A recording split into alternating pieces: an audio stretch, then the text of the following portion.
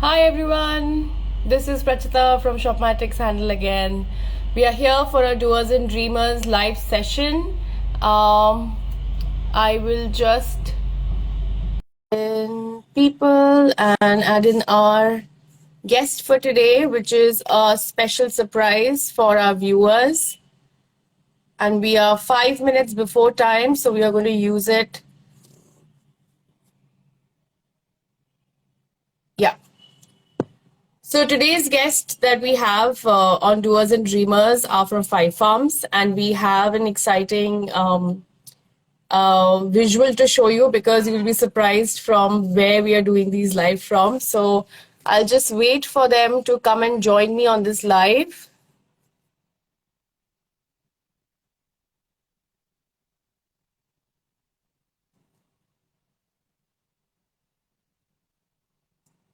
Welcome, Priya Desai, Kirti.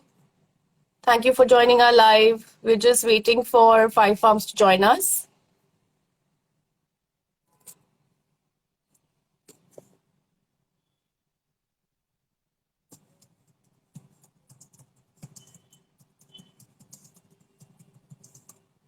Sorry, parallelly, we're just checking with them.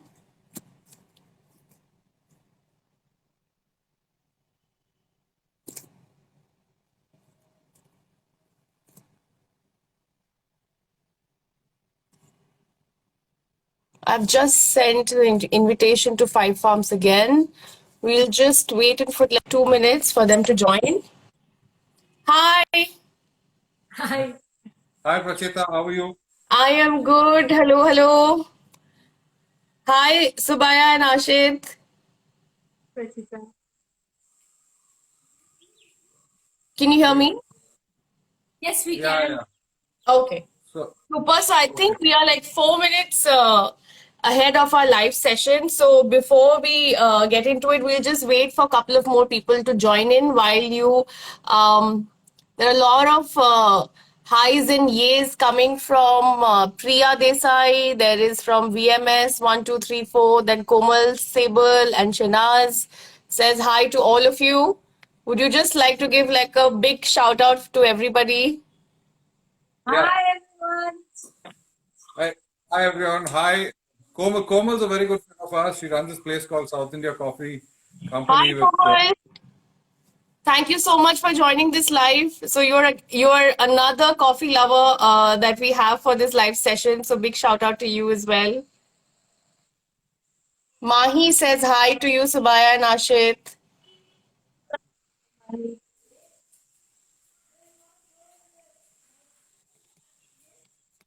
So yeah.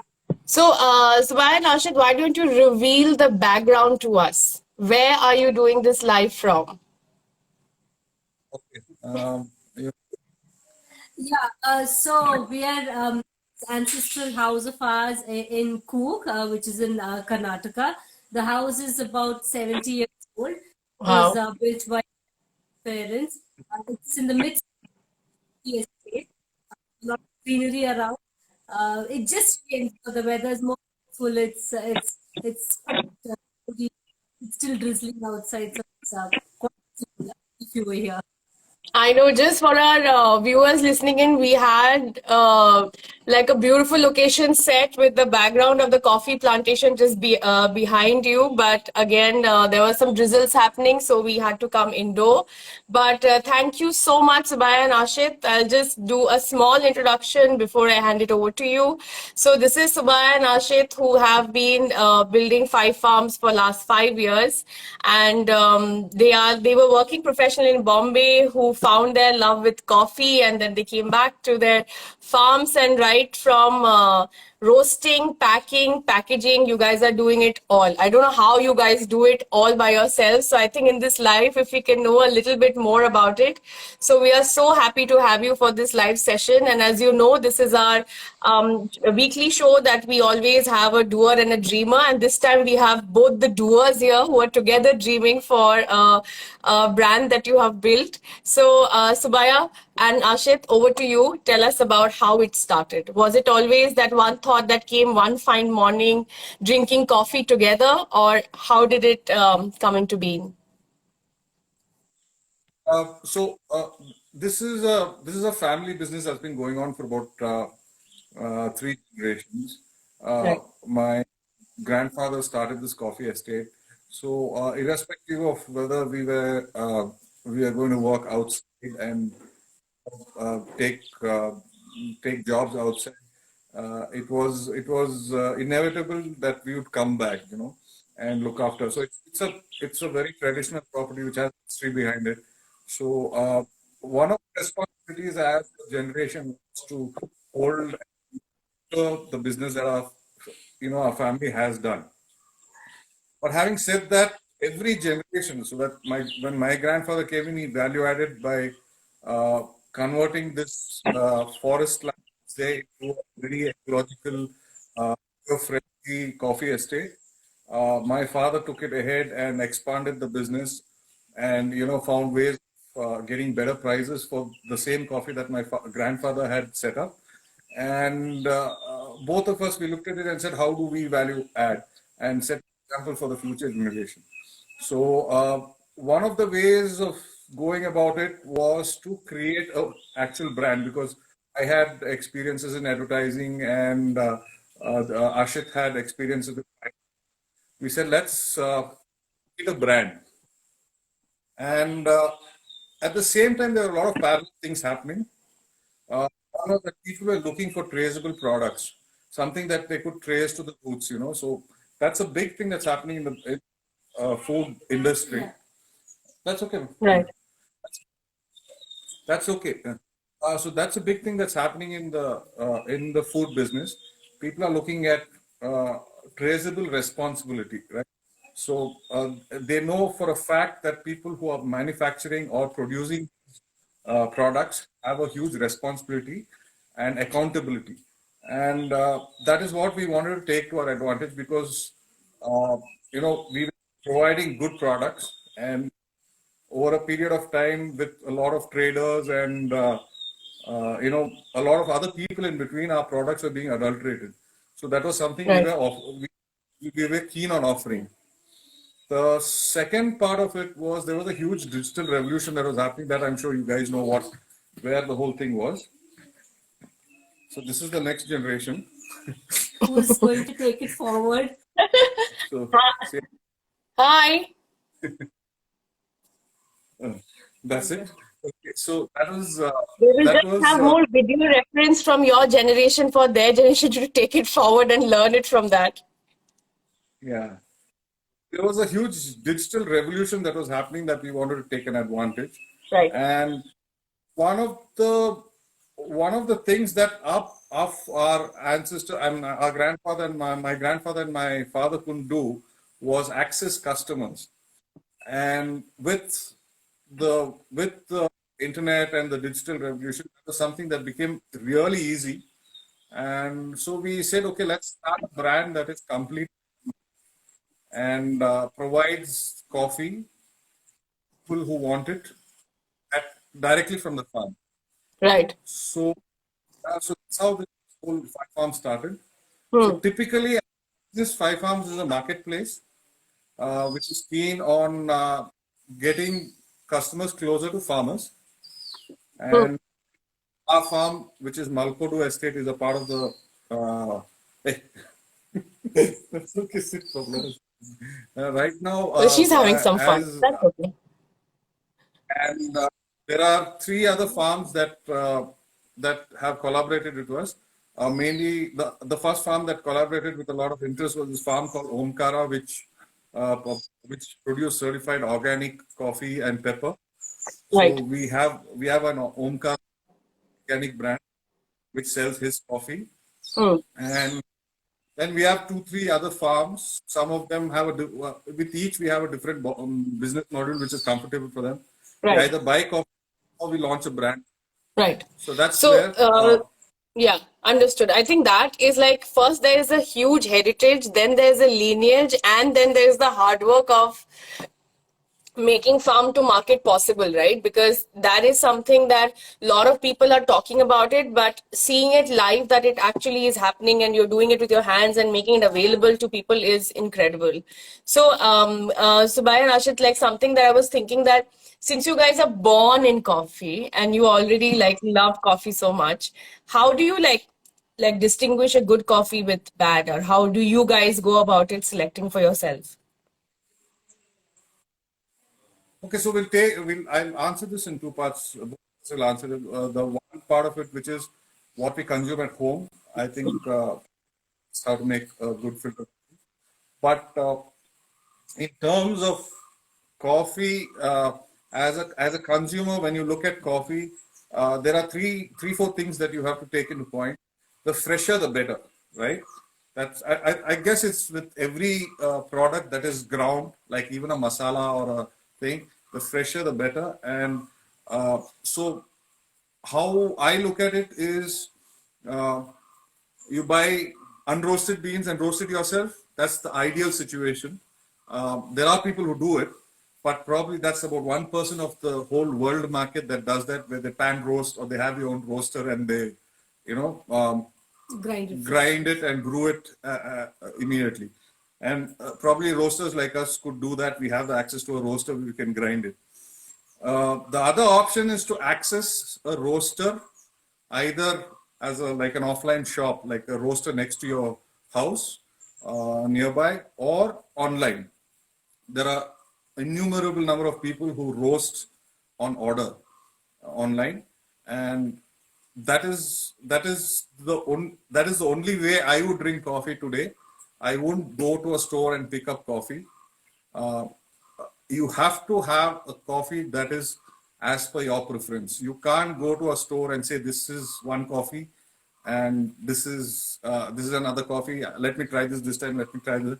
It's going, I mean, for people who really like their coffee, it's not their cup of coffee, as I put it, right? So you have a roaster, and the roaster will, over a period of time, typically roasters, when they're regular clients, they will generally have this way of saying, okay, I know your preference, try this, you might like it. They generally, coffee roasters generally get to know their customers well. So right. Either online or offline. Right. That is what they like. That is what they can customize and suggest for people as per their preference, right? So every roaster really loves to do that, but it's not yet reached the customer's point of view that roasters do that. They generally think that roasters just roast the coffee, give it to you. But a lot of roasters, or most of the roasters, will generally have an interaction, say, okay, this is what you like, this is what I have, Yeah. So, can you give us, can you explain that to us with probably a current blend that you're working with, or something that you can tell us that how does this blend or this, this mixing that a roaster thinks beforehand before suggesting to their customer? How does that happen? So coffee especially is very preference-centric, and each individual have their own taste and preference. So that, and especially coffee, that's the scene, right? So what we try to do, and what we do currently, is for every customer we have a relationship. We find out their preference, what is it that they prefer, what type of a roast. It could be a darker roast, a lighter roast, or in terms of blend, what ratio they wanted, and we go to that extent, and then it is roasted after the order is done with the specifications, and then it's packed and sent to them immediately, right? So that's next to roasting it yourself and then grinding it. So that's the best, the second best that you can get, apart from roasting it immediately. So that's what we try and do. So basically, you actually customize coffee for your people, like all the customers that comes into. So in fact, we have this thing which says every bean is roasted for you. So and we go by it. So every bean or every batch of bean is roasted for the customer after they've ordered for it, and then after the second and third order, we sort of know their preference, so that relationship is built for the customer, and then we take it forward from there. So that's what we try to target. Right. So just like a common knowledge, I'm a tea drinker myself. Generally, the tea leaves are the same, but it depends on the roasting and the kind of roasting that you do to the tea leaf is the different category of tea that comes out. Is it the same logic for coffee as well? Yeah, but the variables are so huge, Pracheta, that, in coffee, let's put it this way, there are at least about 400 different ways of brewing in the world, right? Okay, so in terms of tea, I don't know how many are there exactly, but I don't see much more than just boiling water and thing. But the kind of methods of brewing, I mean, if you travel from the US all the way to Australia, you will see at least about 400 different ways of brewing. And apart from that, Consuming coffee is also very different. yeah, there are Yeah. one 1 minute. Yeah. Sorry, yeah, 1 minute. So 1 minute. Just hold on, just hold on. What happened? Okay. Yeah, Priority one. We have to give attention to that's her. the priority. Yeah, that's the priority. Apart from that, okay, so that's one variable. So that's 400. Just putting a thing in the apart from that, you have roasts from, like you said, like in tea, you have different roasts. You have roasts in coffee too that vary, and then you have grinds that are connected to the brews. Okay. Okay. Just a moment.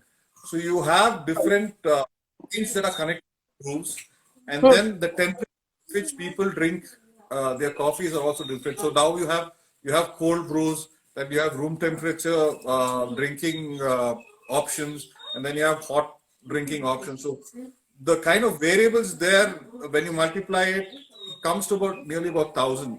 So each one has his own preference. So that's one of the reasons that you know, a bespoke coffee is something that's really important. That when I give you a coffee and you get up in the morning and you want to have typically coffee drinkers generally want to have, I mean, they're addicted. It is an addiction like tea again. And they generally want to have a coffee in the morning that suits their taste preference.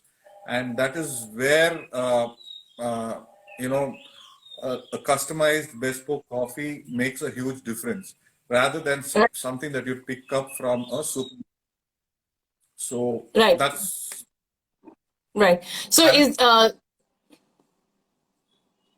no, we were please finish. discussing like, so I mean, a blend.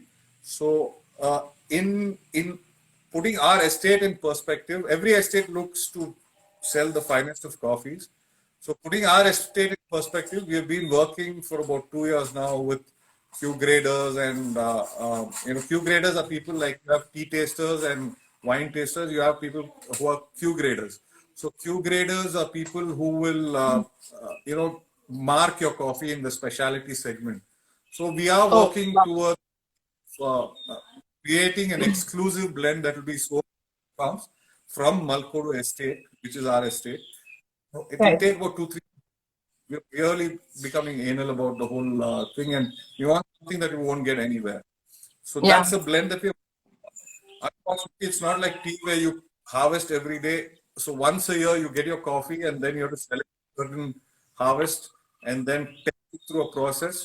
And if it doesn't work, you have to wait for the Wait next for the year, next cycle or the next next year harvest. harvest. Right, right, To right. So I have one specific question for Ashith. Ashith, what is your favorite blend? can you just repeat that? Sorry, didn't get the question. Yeah, sorry. I just had one question for you, saying that what is your favorite blend? So there is traditional that we've been following also. It was done by our grandmother. So what they used to do is small batches every night. It was like a small roaster that you would keep it on the top. They would roast the coffee every night, brew it, powder it, and then brew it overnight for the morning. So that was the filter coffee blend that would be done at night every night, irrespective of what time they come back home or how busy they are. But that's the blend. That's the blend we follow currently, although we don't roast it every night just for the brewing sake, but that is the blend that we follow, and we've named it Orange and Teal, Planters Blend. That Wow. it's a coffee blend, right? So that's that's again available on being your web store, right? this. Yeah. So I think we had a lovely But banter while also, talking about the. Sorry, please continue. I think we are getting a so little lagged, so I'll just wait till you finish. So that is our orange planters blend. But we also have another premium filter coffee, which is called Malhar filter coffee. We've just tweaked the blend a little bit more to have premium coffees added in it. So that's another Malhar filter coffee blend as well. Malhar Mysore coffee blend.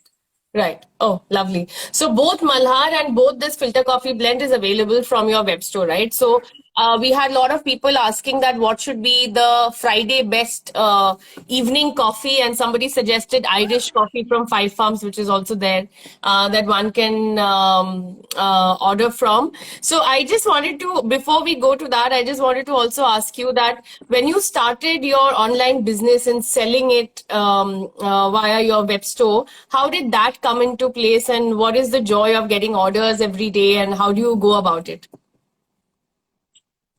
Sorry. Should I repeat that again? Yeah, please just repeat that question again.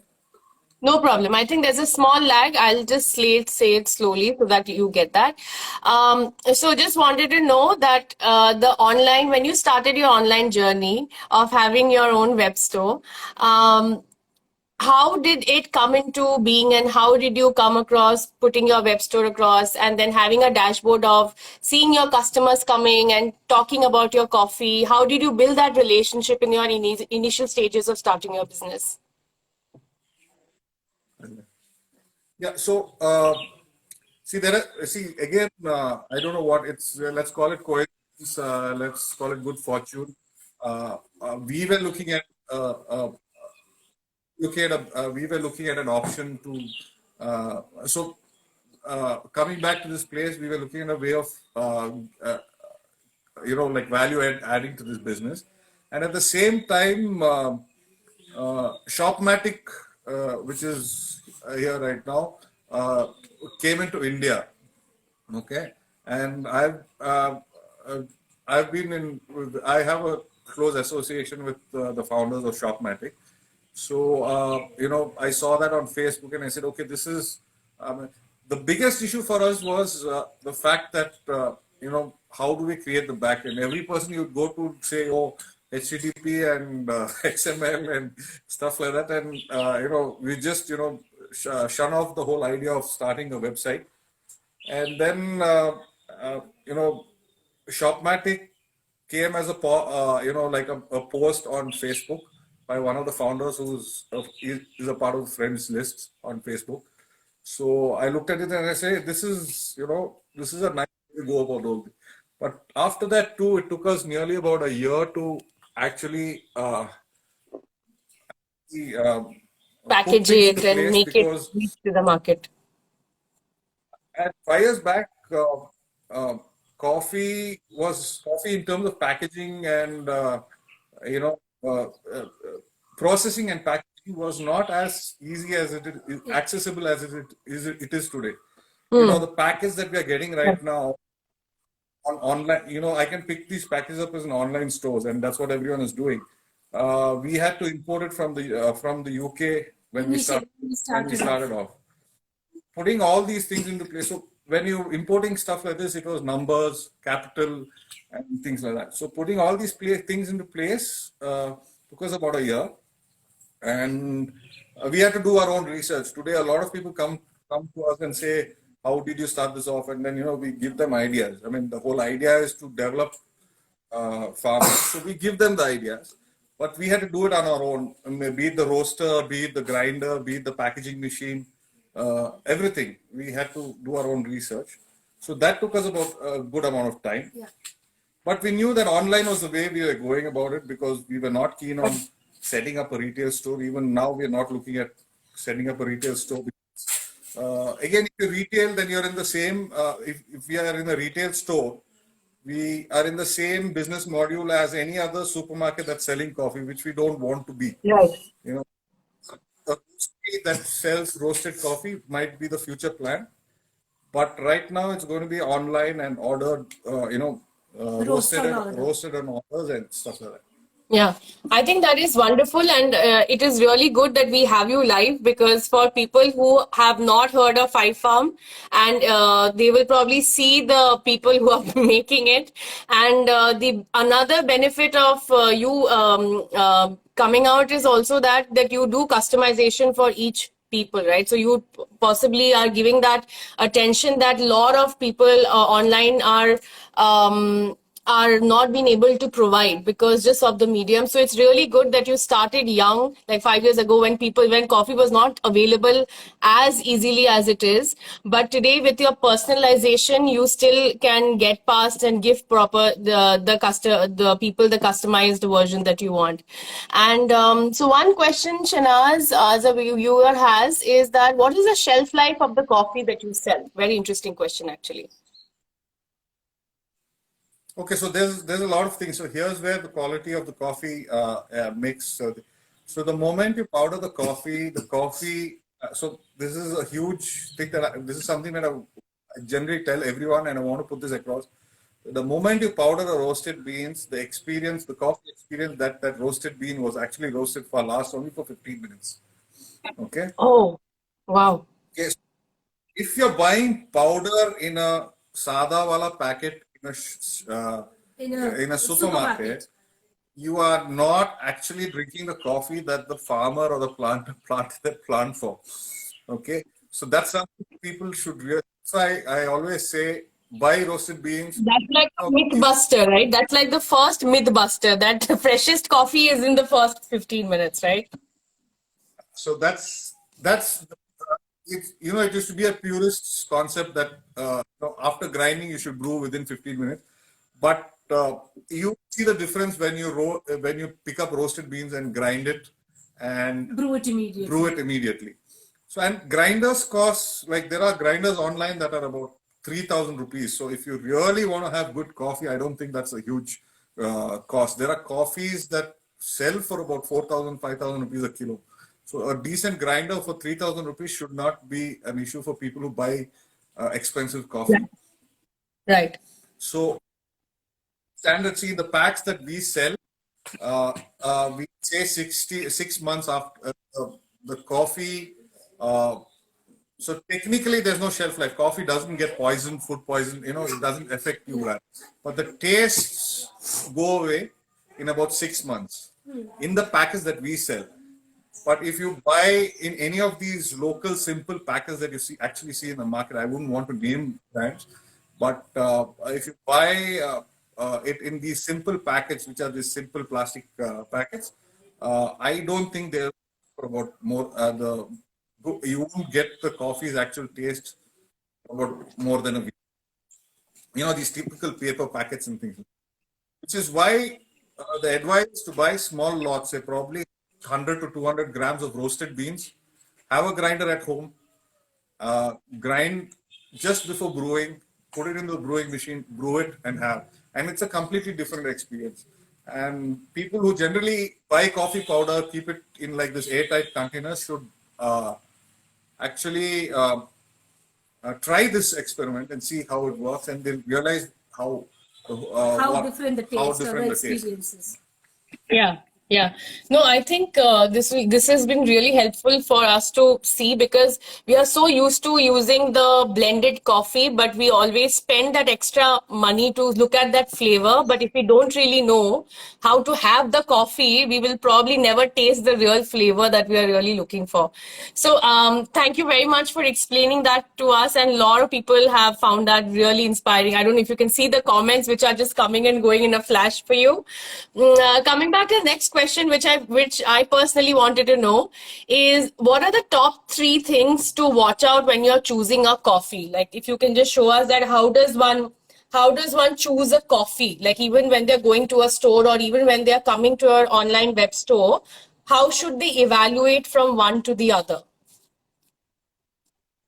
Yeah, so if you're a new person, you would probably want to have all the experiences that like say probably Five Farms can offer, or probably any other online store, any other brand can offer, and see what is best for you. The mm, the the things that I would look at is reduce as many variables as possible. So like I said, you have 400 different ways of brewing. You have another 50 different ways of grinding your coffee. You have 100 different or 1,000 different coffees from around the world. So if I can lock on to what my brewing equipment preference is, one, okay. So you have reduced one variable.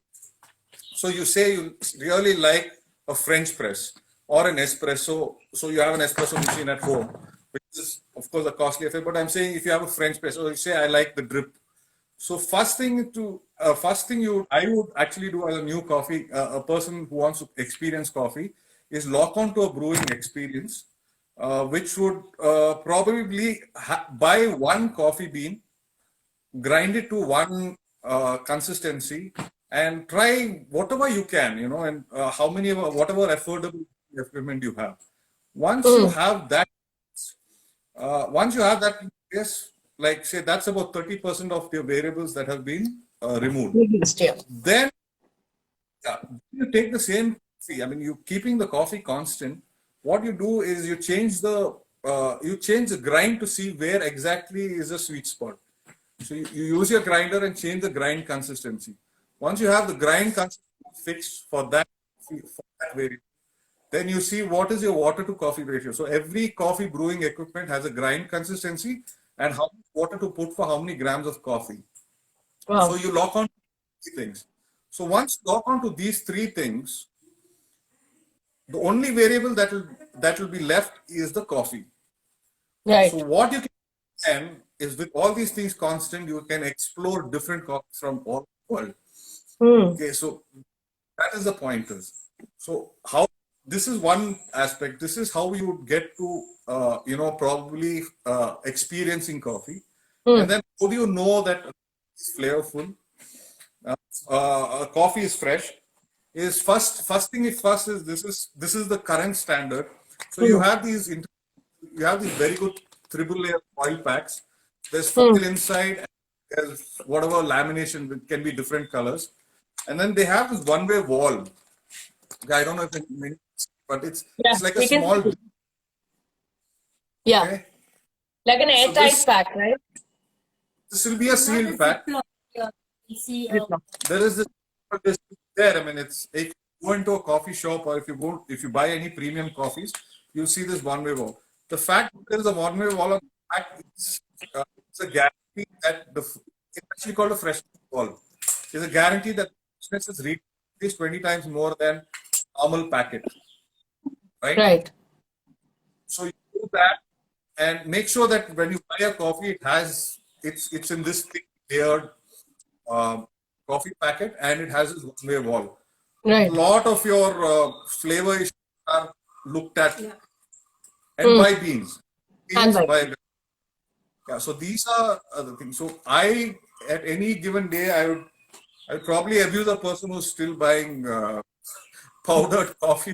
Yeah, that's not the way of experiencing a coffee. Buy coffee beans and grind it for brewing. That's like a strict rule that you should follow. right. Right. So, so can you show us a little bit like how these beans look in this packet? Like you said us that you always have to look for these Ziploc packets where the beans will be there and all of that. So when you package it, you have these beans like visible, and then you have the packets sealed on top, right? And that can Not be reused as well. Yeah, see, that's not much of the.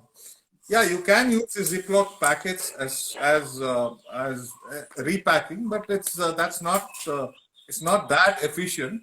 Uh, Right. I mean, what I would suggest is buy beans in low volume. So like, don't buy beans for a whole month's consumption. One of the things Oh, is you're stuck. You say it's a bad coffee, you're stuck with that coffee for the whole month. Yeah. Yeah, so buy probably the smallest unit. You might be paying about $10 extra for the smallest unit per kilo. Buy the right. smallest coffee. Once you're really sure that you're buying this, and buy 10 of these small packets so that you're holding. You're not opening. Freshness, yeah. Yeah, you're not opening packets unnecessarily, and you're not Right. putting Yeah. come in. When it comes to tea and coffee, I always feel whether it's a transparent pack, you can feel beans and you can feel The powder. powder and make out whether it's bean or powder.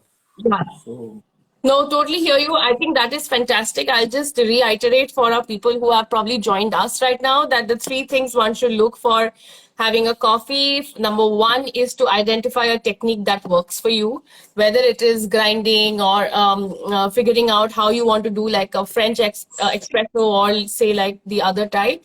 And the second piece is to identify how you package it. I think that has been revolutionized for somebody to know. And the third thing, as a coffee maker, you are saying to buy small, right? Not to buy in bulk, because that's what people tend to do. Like they want to buy bulk and powder it and keep it. But I think one needs to get into the routine of grinding it every day and mixing it and make that part of their me time and their coffee drinking session. So I think that is super nice and fantastic input. Subbaiah, thank you very much. I think Ashith, can you give us one more round for how to make that filter coffee again, just for our listeners who have just joined in now, because a lot of people missed it. Yeah, so for any coffee, like Subbaiah said, any coffee that is freshly roasted and ground and then brewed is the best coffee. But what we try to do as roasters here is after the order, we roast. And this is especially in terms of a filter coffee, South Indian filter coffee. You cannot possibly send them as beans. It has to be powdered while shipping the coffee. So we roast it, grind it, and immediately pack it so the freshness is retained in the pack. It's not exposed to much air. And then it's shipped as soon as possible. So you've ordered it today. Say we try and send it today itself or maximum by tomorrow. So the freshest coffee reaches the customers, and this is especially in terms of filter coffee, which there is no way of us sending it as beans. It has to be ground. Wow. But yeah, that's your filter coffee, and you brew it while brewing it. Even here at home, we brew it in the night, so the coffee takes time to seep through fully in the filter, and then morning you have the fresh coffee concoction. Wow. So if for people who like the filter coffee, that is. Yeah, that's fantastic. And just for the viewers, I would like to tell them that just how they were imparting knowledge to us over this live session. Ashith and Subbaiah have created this blog page, which is a part of their web store, where they have identified various topics regarding types of coffee, what one should buy, and how they should make it. So they have actually sat down and written lovely blogs on it, which I found very interesting to read through. Thank you so much, Subbaiah and Ashith. One last question, which I think we had from our viewers, is that because you guys are in midst of a beautiful farm, do you also have farm stays? As people would have been asking. No, we don't have farm stays, but we have state visits. Wow. So yeah, they can book for an estate visit, and it's a day's experience. Definitely, people can experience the estate, but we have a stay as yet. No, I think that is fantastic that one can book a stay and. Yeah, they are on Airbnb as a farm to cup experience. Yeah. So you can see 5 farms, farm to cup on Airbnb. It's basically a 4-hour session on everything in the farm and how coffee is roasted. And then it's accompanied with a lunch, vegetarian lunch at the end. So anyone who's coming to Coorg can do the experience. Yeah. So I think I'll just reiterate for all the people, there are a lot of new people joining in. So this is 5 Farms signing off, but they would want to say that they also have a day trip assigned. So anybody visiting Coorg for their long weekends, which are coming up in April, do give them a shout out through Airbnb, where they can organize like a day trip and which also has a lunch being followed. So I think that is fantastic. Thank you so much, Subbaiah and Ashith. I had a great time, and we missed having coffee together, but we definitely spoke a lot on coffee today.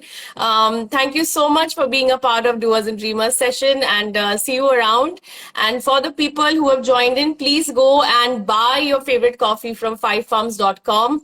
And like they said, that they also customize your coffee and they will deliver it in hours to your house. So have a great experience, and thank you very much, guys. Thank you. Thank you Thank you so much, Prasita. Thank you. you. Thank you. Bye. Have a great weekend.